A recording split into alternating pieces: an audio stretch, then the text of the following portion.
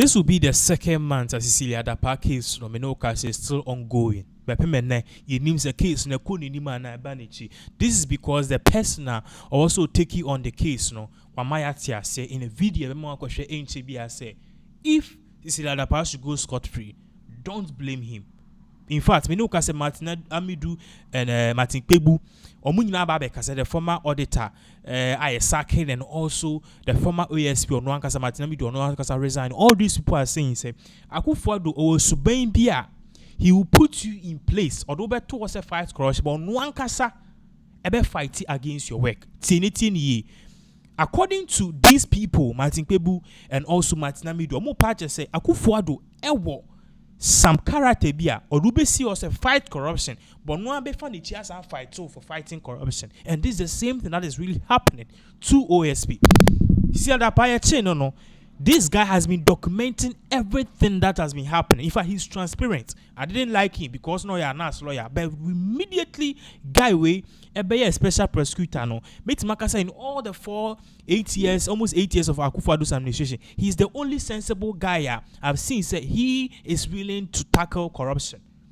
The last person on earth to person tackle corruption in Ghana, or no so, Cecilia Menoka say they are fighting against him.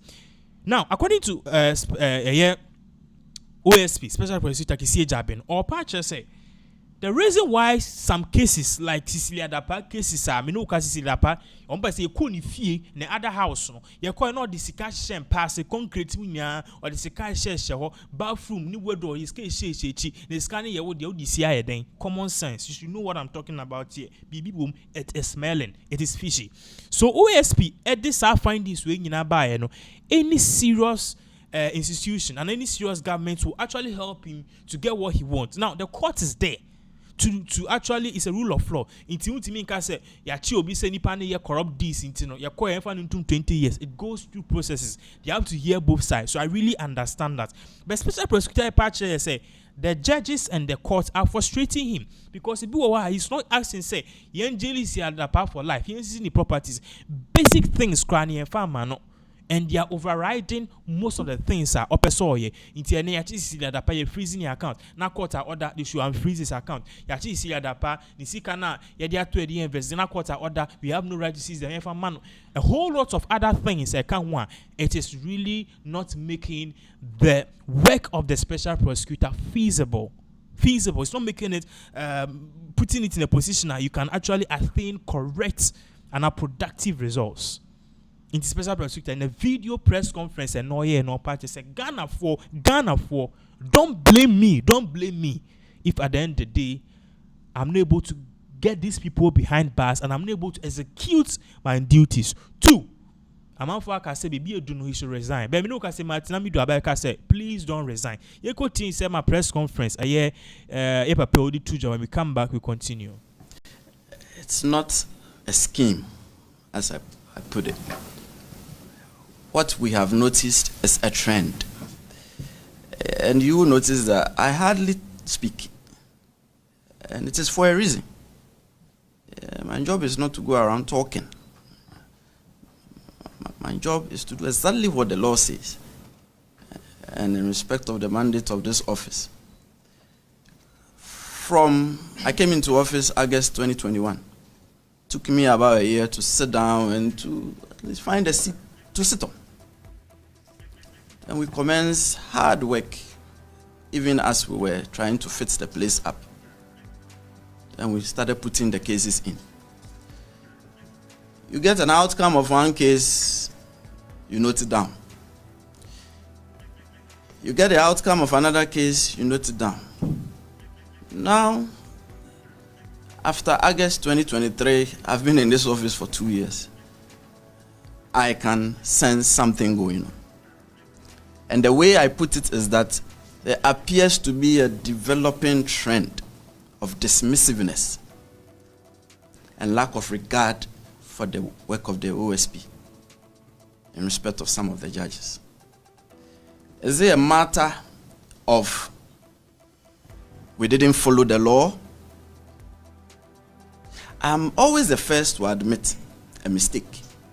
And so when I assumed the reins of this office, and I considered, for instance, a member for Boku Central's case that was before us, I quickly, when we came to the conclusion that we did not have the evidence, I went to court and entered a nolle prosequi because I did not believe that we could prosecute that matter successfully. Same with the recent investigation report we issued in respect of the former Minister of State at the Ministry of Finance, Charles Aduwahin, because we did not believe that we had an okay case to go to court for prosecution.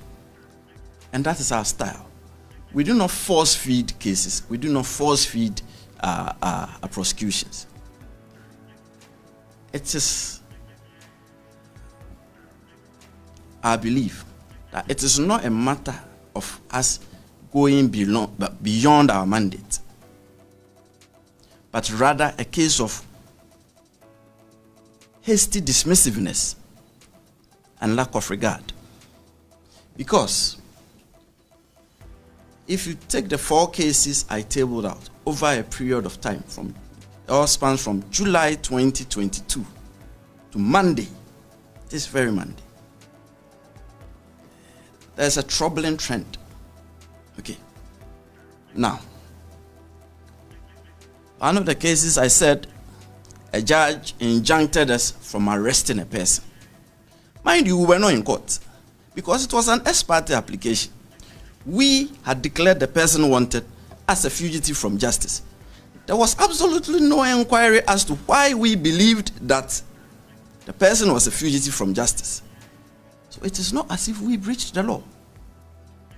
No one asked us why you declared the person wanted.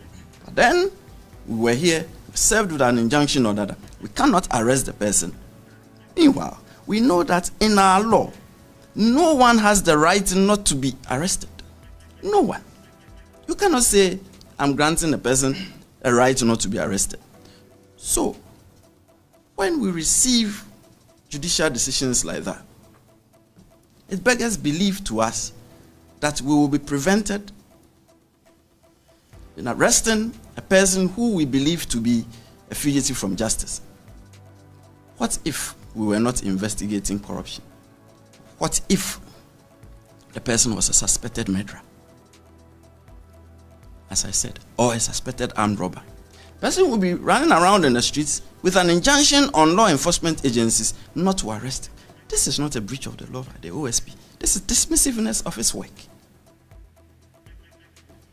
A judge is seeking to prohibit investigations. It's unheard of. You may disagree with us with the outcome of our investigation.